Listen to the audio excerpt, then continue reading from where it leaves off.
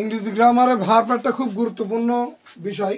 এখানে আমরা verb in details অর্থাৎ ইংরেজিতে ক্রিয়া সম্পর্কে বিস্তারিত জানবো, মানে ভার্বের সবিস্তার। এর আগে আমাদের যেটা জানা দরকার সেটা হচ্ছে ভার্ব পার্টস অফ স্পিচের একটা অংশ, এবং আমরা জানি ইংরেজি গ্রামারে পার্টস অফ স্পিচ হচ্ছে 8 প্রকার: noun, pronoun, adjective, verb, adverb and adverb, preposition, conjunction and interjection. এদের মধ্যে ভার্ব একটা। আমরা প্রথমেই জেনে নেব যে ভার্ব কাকে বলে। আমরা জানি যে সমস্ত ওয়ার্ড দিয়ে কোনো কাজ করা বোঝায় তাকে ভার্ব বলে। অন্যভাবে বলতে পারি, যে সমস্ত ওয়ার্ড দিয়ে হওয়া, যাওয়া, খাওয়া, করা ইত্যাদি কাজ করা বোঝায় তাদেরকে ভার্ব বলে। এই জন্যই ভার্বকে আমরা হচ্ছে ডুইং ওয়ার্ড বলি, মানে ভার্ব সবসময় ক্রিয়াবাচক, কোনো কিছু করে, এই ধরনের শব্দ আমরা বলি। একসাথে আমরা বলতে পারি verb is a doing word. এখন verb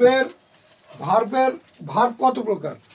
different kinds of verb, অর্থাৎ how can we classify of verb.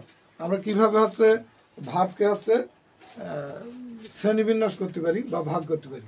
আমরা ভার্বকে 4টে ধাপে ভাগ করতে পারি। কটা ধাপে? 4টে আলাদা আলাদা ধাপে আমরা ভাগ করতে পারি। প্রথম ধাপ যেটা, সেটা হচ্ছে প্রথম ধাপে আমরা ভার্বকে পাই অক্সিলারি, তাই না? অক্সিলারি ভার্ব বা কি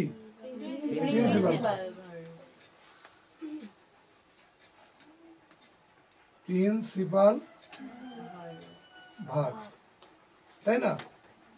অক্সিলারি ভার্ব বা প্রিন্সিপাল ভার্ব। প্রিন্সিপাল ভার্বকে আমরা আর কি বলতে পারি? মেন ভার্ব, তাই না? Main verb, main verb. Auxiliary ভার্বকে আমরা আর কি বলতে পারি? Helping verb, helping verb.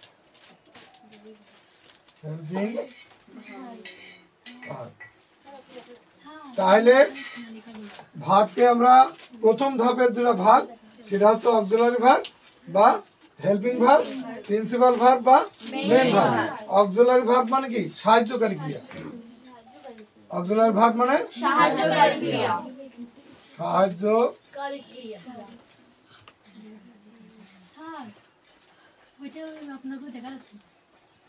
এই লেখা দেখা যাচ্ছে না, স্পষ্ট না, সম্পূর্ণ সাহায্যকারী ক্রিয়া।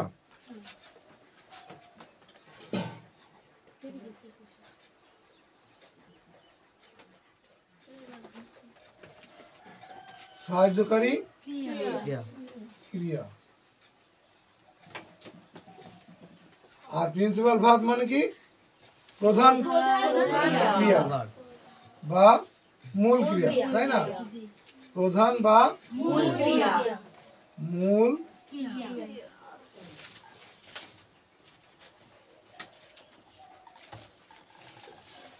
ক্রিয়া, তাই না? এই একটা ধাপ। অর্থাৎ প্রথম ধাপটা কি? প্রথম ধাপটা অক্সিলারি ভার্ব বা সাহায্যকারী ক্রিয়া। দ্বিতীয় ধাপটা কি? প্রিন্সিপাল ভার্ব বা মেইন ভার্ব, তাই না? আর প্রথম ধাপটা হচ্ছে অক্সিলারি ভার্ব বা হেল্পিং ভার্ব। অক্সিলারি ভার্ব বা হেল্পিং ভার্বের অর্থ কি? অক্সিলারি ভার্ব বা হেল্পিং ভার্বের অর্থ হচ্ছে সাহায্যকারী ক্রিয়া। আর প্রিন্সিপাল ভার্ব বা মেইন ভার্বের অর্থ হচ্ছে প্রধান ক্রিয়া, তাই না? তাই তো? তারপরে ধাপ যেটা, সেটা হচ্ছে ভার্বকে আমরা ট্রানজিটিভ এবং ইনট্রানজিটিভ ভার্ব হিসেবে দেখাতে পারি। ট্রানজিটিভ বা ইনট্রানজিটিভ। 2 নম্বর ধাপে আমরা দেখাতে পারি ট্রানজিটিভ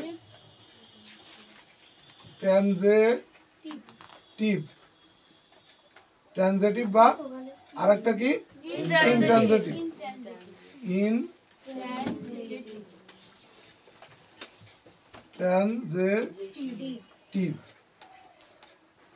ট্রানজিটিভ এবং ইনট্রানজিটিভের অর্থ কি? সকর্মক আর অকর্মক ক্রিয়া।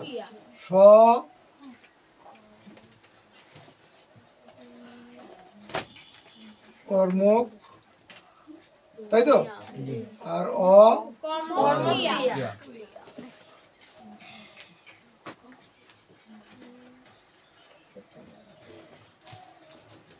অকর্মক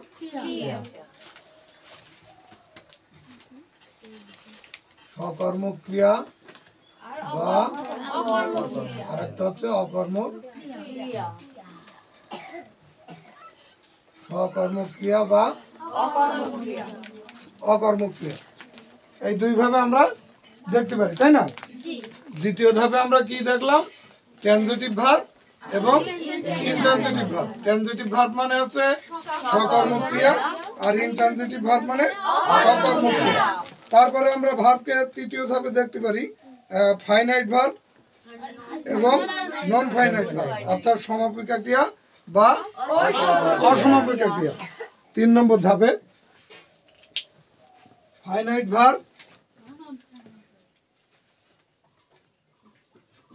ফাইনাইট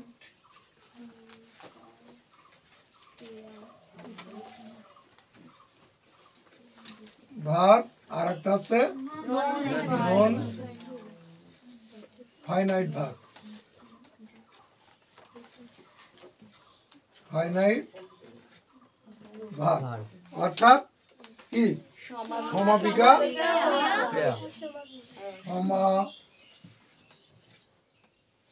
সমাপিকা ক্রিয়া,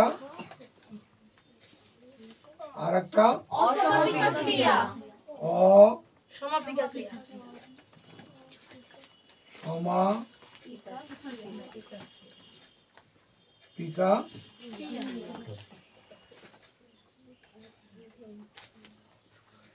অসমাপিকা ক্রিয়া বা অসমাপিকা ক্রিয়া। সমাপিকা ক্রিয়া এবং অসমাপিকা ক্রিয়া। সমাপিকা আর অসমাপিকা, তাই না? সমাপিকা ইংরেজি হচ্ছে ফাইনাইট আর অসমাপিকা ইংরেজি হচ্ছে নন ফাইনাইট। তারপরে আমরা আরেকটা ধাপে দেখতে পারি আমরা ভার্বকে, সেটা হচ্ছে স্টেট ভার্ব, আর একটা হচ্ছে ইভেন্ট ভার্ব, তাই না? স্টেট মানে হচ্ছে অবস্থানকারী ক্রিয়া, আর ইভেন্ট মানে ঘটনাধর্মী ক্রিয়া, তাই না? অবস্থানধর্মী আর ঘটনাধর্মী, সেটা দেখি স্টেট আর ইভেন্ট, তাই না? 4 নম্বর ধাপে আমরা দেখতে পারি একটা হচ্ছে স্টেট ভার্ব, আর একটা কি ইভেন্ট ভার্ব। স্টেট ভার্বের বাংলা কি? অবস্থানধর্মী।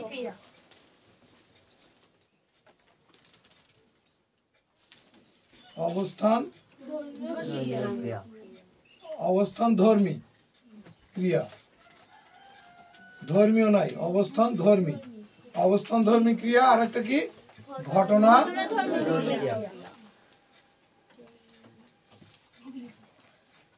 ধর্মী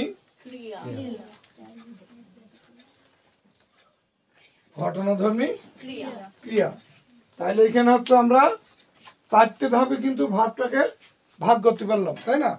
একটা কি? একটা ধাপ হচ্ছে কি বলে অক্সিলারি ভার্ব এবং প্রিন্সিপাল ভার্ব, অর্থাৎ সাহায্যকারী ক্রিয়া এবং প্রধান বা মূল ক্রিয়া।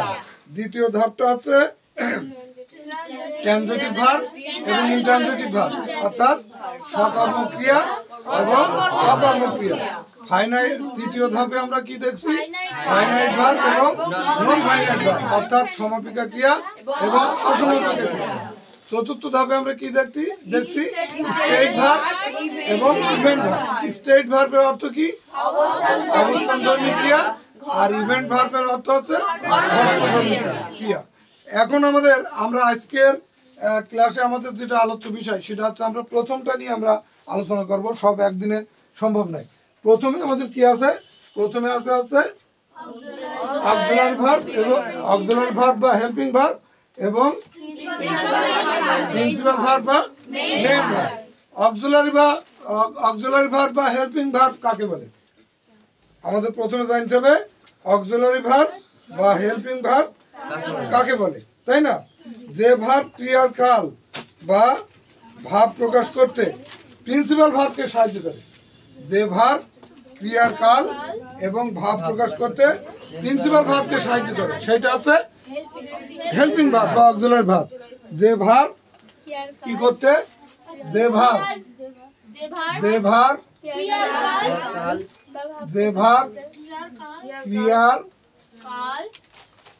ক্রিয়ার কাল বা ভাব প্রকাশ করতে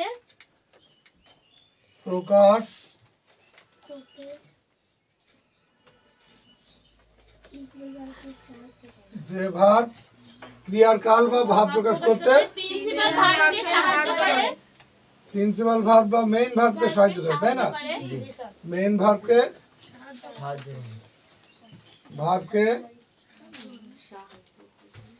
কি করে, হেল্প করে, তাই না? হেল্প করে, তাকে কি বলে, তাকে বলে অক্সিলারি বা হেল্পিং ভার্ব, তাই না? তাকে বলে, যেহেতু হেল্প করছে, তাই না, তাকে বলে হেল্পিং ভার্ব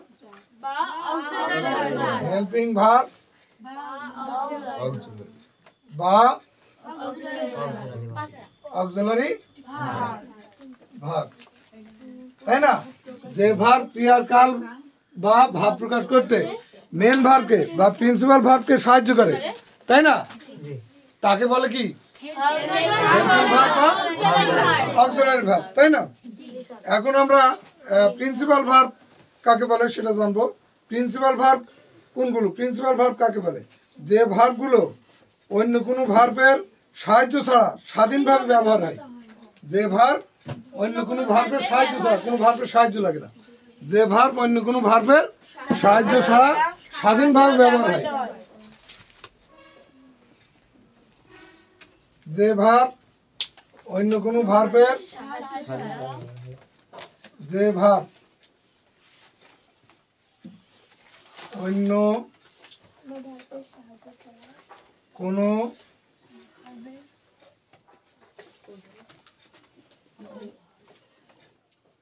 কোনো ভার্বের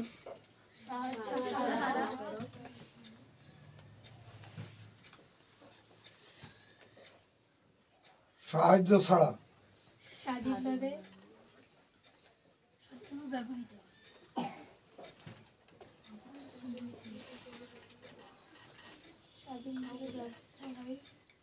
স্বাধীনভাবে ব্যবহৃত হয়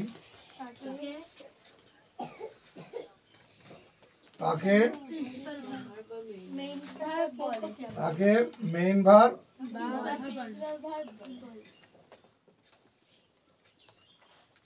বা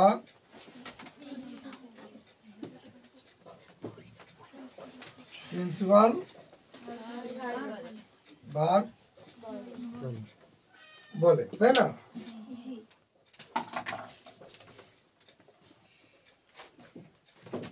তাইলে যে ভার্ব কি অন্য ভার্বের সাহায্য ছাড়া, তাই না, স্বাধীনভাবে ব্যবহৃত হয় তাকে মেইন ভার্ব বা প্রিন্সিপাল ভার্ব বলে। বুঝলো তো? তাইলে যে ভার্ব ক্রিয়ার কাল বা ভাব প্রকাশ করতে মেইন ভার্বকে হেল্প করে তাকে বলে হেল্পিং ভার্ব বা অক্সিলারি ভার্ব। আর যে ভার্ব অন্য কোনো ভার্বের সাহায্য ছাড়া স্বাধীনভাবে ব্যবহৃত হয়, কোনো ভার্বের তার সাহায্য লাগে না, হেল্প লাগে না, স্বাধীনভাবে একা একা ফ্রিলি ব্যবহার হয়, ঠিক আছে, তাকে বলে হচ্ছে মেইন ভার্ব বা প্রিন্সিপাল ভার্ব। এখন আমরা কি জানবো? এখন আমরা জানবো মেইন ভার্ব এবং প্রিন্সিপাল ভার্বের মধ্যে পার্থক্যটা কি, তাই না? অক্সিলারি ভার্ব এবং প্রিন্সিপাল ভার্বের পার্থক্য কি আমরা উদাহরণ দিয়ে এটা জানবো আর কি। অক্সিলারি ভার্ব এবং প্রিন্সিপাল ভার্ব কিভাবে আমরা শনাক্ত করতে পারি সেটা আমরা জানবো। অক্সিলারি ভার্ব এবং প্রিন্সিপাল ভার্ব একটা আমরা বক্স করে নিয়ে জানি।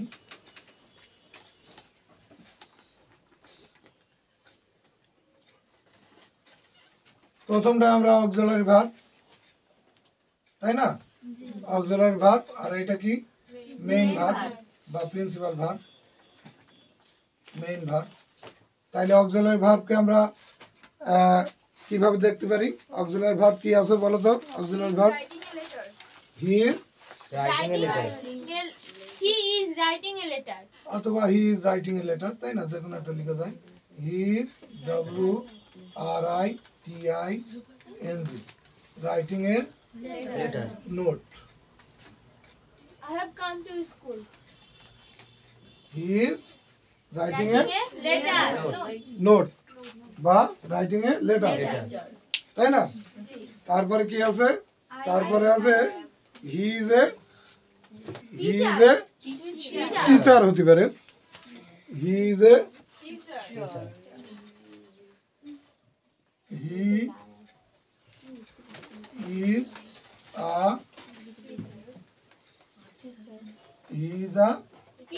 টিচার। তারপর 2 নম্বরে বলো তো। I have come to school. I have Come to school. I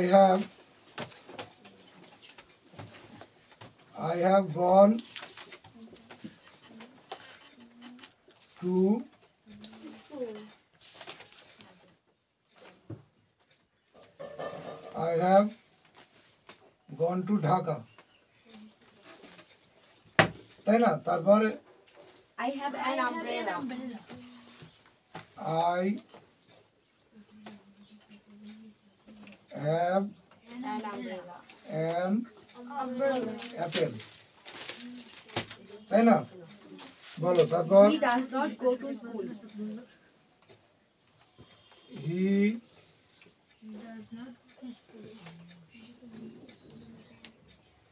does not go home, তাই না? তারপরে He does his work perfectly. he does it carefully,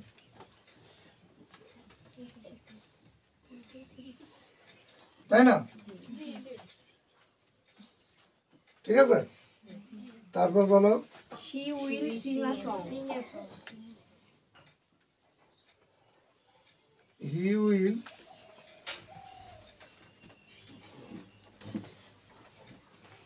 go there, তারপর She wills to have a prize.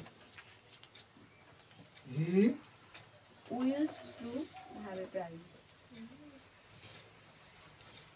wills to do it, তারপর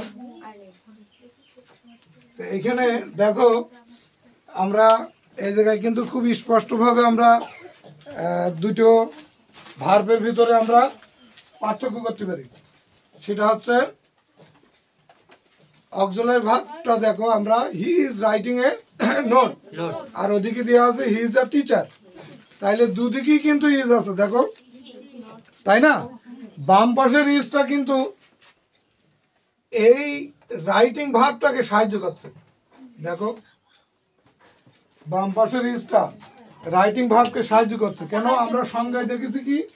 সংজ্ঞায় দেখেছি সাহায্যকারী ক্রিয়ার সংজ্ঞায় দেখেছি যে ভার্ব ক্রিয়ার কাল বা ভাব প্রকাশ করতে মেন ভার্বকে হেল্প করে, তাই না? ক্রিয়ার কাল বা ভাব প্রকাশ করতে, ক্রিয়ার সময়, ক্রিয়ার টাইম প্রকাশ করতে। অর্থাৎ সে যে এখন এই সময় যে একটা নোট লেখছে, এই সময় যে একটা চিঠি লেখছে, সেইটা কিন্তু এখানে প্রকাশ হচ্ছে। কিভাবে হচ্ছে? ইজ দিয়ে। Is writing. আমরা জানি প্রেজেন্ট কন্টিনিউয়াস টেন্সে এম, ইজ, আর এগুলো ব্যবহার হয় এবং ভার্বের সাথে আইনজি যোগ হয়। তাইলে ওইটা একটা কালকে নির্দেশ করছে। দেখো ক্রিয়ার কাল, ক্রিয়ার কাল কোন সময়কারের ভাব? ওটা কন্টিনিউয়াস, অর্থাৎ বর্তমান কালের চলমান কোনো হচ্ছে ভাব, মানে চলছে। অর্থাৎ he is writing a note, সে একটা চিঠি লিখছে, তার মানে এখন চলছে সেটা। তাহলে এইটা প্রকাশ করার জন্য ওই ইজটা রাইটিং এর আগে ব্যবহার হয়েছে। ফলে এখানে ইজটা কোন ভার্ব? ইজটা হচ্ছে অক্সিলারি ভার্ব। বুঝতে পারলে?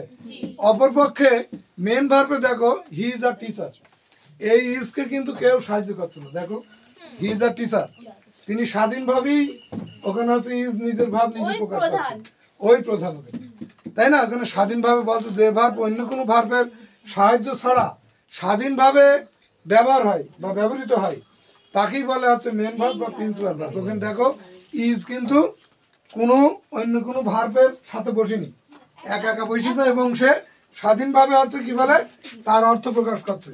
এখানে ইজ মানে কি বিকাম হওয়া। হ্যাঁ, আমরা তিনি হন একজন শিক্ষক এমন বললে কিন্তু তিনি একজন শিক্ষক, তাই না? তো ওখানে হচ্ছে ইজ মানে কি বিকাম। তাইলে বিকাম তো আমরা জানি মেন ভার্ব, তাই না? Principal verb. তাহলে অবশ্যই ইজ এখানে মেন ভার্ব বা প্রিন্সিপাল ভার্ব, তাই না? এখানে ইজ অর্থ বিকাম অর্থাৎ হওয়া। তারপরেরটাই দেখো, তারপরের উদাহরণটাই বলছে যে I have gone to Dhaka, তাই না? এদিকে বলছে I have an umbrella. I have gone to Dhaka, এখানে কেন এটা অক্সিলারি ভার্ব? গো তো একটা ভার্ব আমরা জানি, এখানে গোটাকে কিন্তু গন হয়েছে। কেন করা হয়েছে? হ্যাভের জন্যই কিন্তু করা হয়েছে। অর্থাৎ এখানে আমরা যেটা শিখেছি সেটা হচ্ছে যখন কোনো ভার্ব প্রিন্সিপাল ভার্বকে হেল্প করে তখন সেটা কি অক্সিলারি ভার্ব, তাই না? প্রিন্সিপাল ভার্বকে যখন হেল্প করে তখন সেটা অক্সিলারি ভার্ব।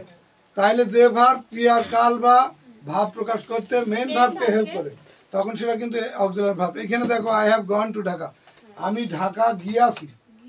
এই যে গিয়াছি তার মানে কোনো কাজ হয়ে গিয়েছে, তার ফল এখনো বর্তমান আছে, প্রেজেন্ট পারফেক্ট টেন্স। আমি ঢাকায় গিয়েছি অর্থাৎ অলসো হ্যাভ ভার্ব থ্রি। তাইলে এই জিনিসটা, এই যে গিয়াছি এই ভাবটাকে প্রকাশ করতে বা ক্রিয়ার এই সময়টাকে প্রকাশ করতে, মানে এইমাত্র একটা কাজ আগে একটা কাজ শেষ হয়েছে কিন্তু তার ফল এখনো বর্তমান রয়েছে, ঠিক আছে? এরকম ক্ষেত্রে আমরা হ্যাভ ভার্ব থ্রি ব্যবহার করি। তাইলে আমি যে ঢাকা গিয়াছি, এই যে গিয়াছি আসি ভাবটা কিন্তু প্রকাশ করছে হ্যাভের মাধ্যমে।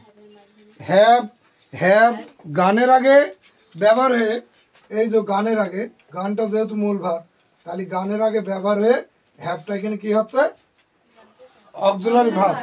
অর্থাৎ হচ্ছে কি করছে, সে ক্রিয়ার কাল বা ভাব প্রকাশ করছে। ক্রিয়া ওইটা কোন ধরনের, কোন ভাবে হবে সেটা প্রকাশ করতে হচ্ছে হ্যাভ দিয়ে। ফলে হ্যাভ এখানে কি অক্সিলারি ভার্ব বা হেল্পিং ভার্ব, তাই না? অন্যদিকে দেখো ডান পাশে দেখো মেইন ভার্বের তালিকায় দেখো হ্যাভ কিন্তু কারো কোনো সাহায্য করছে না, হ্যাভ একা একা আছে,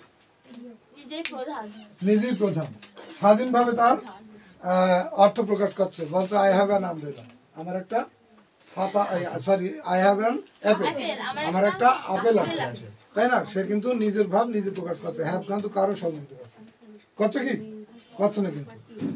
তাইলে এখানে হ্যাভ কি হ্যাভ মূল ভার্ব বা প্রিন্সিপাল ভার্ব বা মেইন ভার্ব, তাই না? তারপর 3 নম্বরে দেখো, 3 নম্বর বলছে he does not go home, সে কি বাড়ি যায় না, he does not go home. তাহলে যাওয়া যে ভার্বটা, এই ভার্বটা সহযোগিতা করছে এই ভার্বটাকে কিসে, ডাজ, তাই না? সে যে যায় না, নেগেটিভ যে একটা এক্সপ্রেশন, এই নেগেটিভ এক্সপ্রেশনটা প্রকাশ করছে কে, ডাজ নট, তাই না? এখন নট তো আর একা একা বসানো যাবে না, তাইলে ওখানে একটা সাহায্যকারী ভার্বের সাথে নটটা বসাইতে হবে। প্রেজেন্ট ইনডিফিনিট টেন্সে ডাজ নট বা ডু নট বসিয়ে সেটাকে নেগেটিভ করতে হয়, তাই না? বা নেগেটিভ ইন্টারগেটিভও করতে হয় এখানে। তাইলে ডাজটা কিন্তু ডাজ নট বসেছে বলেই এই না শব্দটা আসছে, তাই না? তাইলে গো মানে তো যা, কিন্তু যাই না, এর জন্যই কিন্তু এই ডাজ নটটা হচ্ছে, তাই না? এই যে ডাজ নটটা, তাই না? তাইলে এখানে ডাজটা হচ্ছে, ডাজটা অক্সিলারি ভার্ব, ডাজটা কি, ডাজটা কিন্তু অক্সিলারি ভার্ব। অন্যদিকে দেখো হি ডাজ ইট কেয়ারফুলি, সে এটা কেয়ারফুলি অর্থাৎ যত্ন সহকারে সেটা করে। হি ডাজ ইট কেয়ারফুলি, দেখো ডাজ একা একা আছে, কারো সাহায্য করছে না। এখানে ডাজ যেমন হচ্ছে গো কে সাহায্য করেছে, ওখানে গো আছে কিন্তু ওই জায়গায় কিন্তু নেই, তাইলে ডাজ কিন্তু একা একা আছে। তাইলে ডাজ ওখানে নিজেই প্রধান, নিজেই স্বাধীনভাবে তার ভাব প্রকাশ করছে, ওই জন্য সে মেইন ভার্ব বা প্রিন্সিপাল ভার্ব বা মূল ক্রিয়া। ক্লিয়ার? তারপর দেখো he will go there he wills to do it, will go, এখানে উইল দিয়ে কিন্তু গোকে সাহায্য করছে, এই উইল সাহায্য করছে কাকে? গোকে। সে যে যাবে, ভবিষ্যতে যাবে, সেই কথাটা বলে যাচ্ছে, সেই ভাবটা প্রকাশ করছে ওই যে ক্রিয়ার কাল। ক্রিয়ার কোন সময়, ক্রিয়ার কাল বলতে ক্রিয়ার সময়, ক্রিয়ার কোন সময় যাবে, তাই না? টেন্স আসলে কার বলে? টেন্স তো বলে ক্রিয়ার কালকে, ক্রিয়ার সময়কে টেন্স বলে। যে সময় ক্রিয়া সংগঠিত হয় সেই সময়কে টেন্স বলে। তাইলে এই যে কোন সময় যাবে সেটি কিন্তু বলে যাচ্ছে উইল। উইল দিয়ে কিন্তু এখানে ব কথাটা আসছে, ব যাবে। হ্যাঁ, তাইলে এই গোকে, গোর ভাবটা, গোর সময়টা বলে যাচ্ছে কিন্তু উইল। তাইলে গোকে কিন্তু উইল সাহায্য করছে, ফলে উইল এখানে সাহায্যকারী ক্রিয়া বা হচ্ছে অক্সিলারি ভার্ব বা হেল্পিং ভার্ব, তাই না? তারপরে দেখো, তারপরে আবার বলছে ওখানে দেখো উইলস নিজেই বসেছে। উইল মানে কিন্তু, উইলের আরেকটা অর্থ আছে, উইল মানে ইচ্ছা প্রকাশ করা বা ইচ্ছা হওয়া, উইল যেটাকে আমরা উইশ বলি। উইশ মানে ইচ্ছা হওয়া। বলছে I wills to do it, আমার এটা করতে ইচ্ছে করে, আমার এটা করতে ইচ্ছা করে। দেখো শিক্ষার্থী বন্ধুরা, এখানে কিন্তু একটা খুব গুরুত্বপূর্ণ বিষয় আছে। বিষয় হচ্ছে হি উইল গো দেয়ার, তারা সেখানে যাবে। আর ওখানে বলছে আমার এটা করতে ইচ্ছা করে, ইচ্ছা করে, করে, এখানে কিন্তু আর ব আসছে না। তাইলে হচ্ছে কিন্তু এখানে উইল দিয়ে কিন্তু বটা নিয়ে আসা হয়েছে। ফলে উইল এখানে, এই জন্যই উইল এখানে অক্সিলারি ভার্ব বা হেল্পিং ভার্ব বা সাহায্যকারী ক্রিয়া। আর এখানে উইল কারো সাহায্য করছে না, কারো সাহায্য করছো না, সে নিজে কারো সাহায্য নিচ্ছে না। ফলে উইল এখানে স্বাধীনভাবে কাজ করছে, এই জন্য উইল এখানে মেইন ভার্ব বা প্রিন্সিপাল বা মূল ভার্ব। বোঝা গেল কিনা? ক্লিয়ার তো? এরপরে আমরা অক্সিলারি ভার্ব এবং হেল্পিং ভার্বের টাইপস, এটা কত ধরনের এইটা জানবো। হ্যাঁ, আমরা এটুকু মুছে দেবো। সবাইকে উঠিয়ে নেওয়া হয়েছে? সবাই উঠিয়ে নেওয়া হয়েছে? তাইলে উঠিয়ে নিতে হবে। অক্সিলারি এবং হেল্পিং ভার্বগুলোকে হচ্ছে আমরা দুইভাবে ভাগ করতে পারি, দুইভাবে ভাগ করতে পারি। Auxiliary verb plus helping verbs আর টু কাইন্ড, তাই না? দুই প্রকারের, দুইভাবে দেখাতে পারি আমরা। একটা প্রাইমারি অক্সিলারি বা টেন্স অক্সিলারি ভার্ব, আর একটা হচ্ছে মুডালস, তাই না? তাহলে এখানে প্রাইমারি বা টেন্স অক্সিলারি ভার্ব কোনগুলো? প্রাইমারি আবার টেন্স অক্সিলারি ভার্বগুলোর মধ্যে আবার আছে বি ভার্ব আছে, যেমন হচ্ছে am, is, are, was, were, been, being, এইগুলো হচ্ছে কি বলে? Be verb. এইগুলোই শুধু বি ভার্ব। আমি আবারও বলছি, am, is, are, was, were, তাই না? বিন, বিং, এইগুলো হচ্ছে বি ভার্ব। আর তারপরে আছে কি? Have verb. হ্যাভ ভার্ব কোনগুলো? প্রাইমারি অক্সিলারির মধ্যে বা টেন্স অক্সিলারির মধ্যে আছে। হ্যাভ ভার্ব হচ্ছে have, has, had are having. Have, has, had are having. তারপরে আছে কি? Do verb. ডু ভার্ব কোনগুলো? ডু, ডাজ আর ডিড, তাই না? ডু, ডাজ আর ডিড, এই তিনটে। তারপরে আছে মোডালস। মোডালস ভার্বের মধ্যে কোনগুলো পড়বে? মোডালস অক্সিলারির মধ্যে সেগুলো পড়বে ক্যান, কুড, তাই না? Shall, should, will, would, may, মাইট, তাই না? অট, তারপরে কি? অটের সাথে সবসময় টু বসে, ওই জন্য ব্র্যাকেটে দেখো টু দিয়ে আছে। তারপরে ইউজড, ইউজড এর সাথে টু বসে, ওই জন্য ব্র্যাকেটের মধ্যে আছে টু। তারপরে কি? ডিয়ার, তারপরে নিড, তারপরে মাস্ট, এইগুলো হচ্ছে মোডালস। তো এইখানে হচ্ছে আমরা তাইলে আমরা কি বলে অক্সিলারি বা হেল্পিং ভার্বকে আমরা কয় ভাগে ভাগ করতে পারি? দুই ভাগে ভাগ করতে পারি। একটা হচ্ছে প্রাইমারি বা টেন্স অক্সিলারি, আর একটা হচ্ছে মোডাল। প্রাইমারি বা টেন্স অক্সিলারির মধ্যে থাকবে বি ভার্ব, হ্যাভ ভার্ব আর ডু ভার্ব।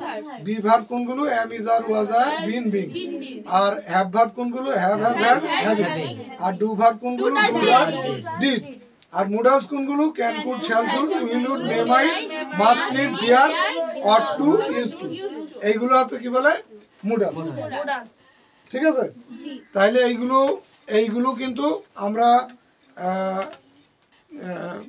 কি বলে আমরা আজকে যে ক্লাসে ভার্বের যে ক্লাসটা করলাম এটা যতদূর করলাম এ পর্যন্ত। পরবর্তী ক্লাসে আমরা হচ্ছে কি বলে ভার্বের আরও বিষয়গুলো, অর্থাৎ এই যে অক্সিলারি ভার্ব বা হেল্পিং ভার্বের এর ব্যবহার, হ্যাঁ, তারপর মুডালসের ব্যবহার, এগুলো দিয়ে আমরা অনেক ভালো ভালো বাক্য তৈরি করতে পারি, আমাদের অনেক মনের ভাব প্রকাশ করতে পারি। যত আমরা মনের ভাব প্রকাশ করি তার বেশিরভাগই হচ্ছে ক্ষেত্রে আমাদের এই এই যে প্রাইমারি বা টেন্স অক্সিলারি এবং হচ্ছে মুডালসগুলো লাগে। ঠিক আছে, এগুলো আমরা পরবর্তী ক্লাসে ইনশাল্লাহ আরও পরবর্তী ধাপগুলো আমরা পরবর্তী ক্লাসে শিখে নেব। ততক্ষণ সবাই ভালো থাকবে, সুস্থ থাকবে। আল্লাহ হাফেজ। আল্লাহ হাফেজ।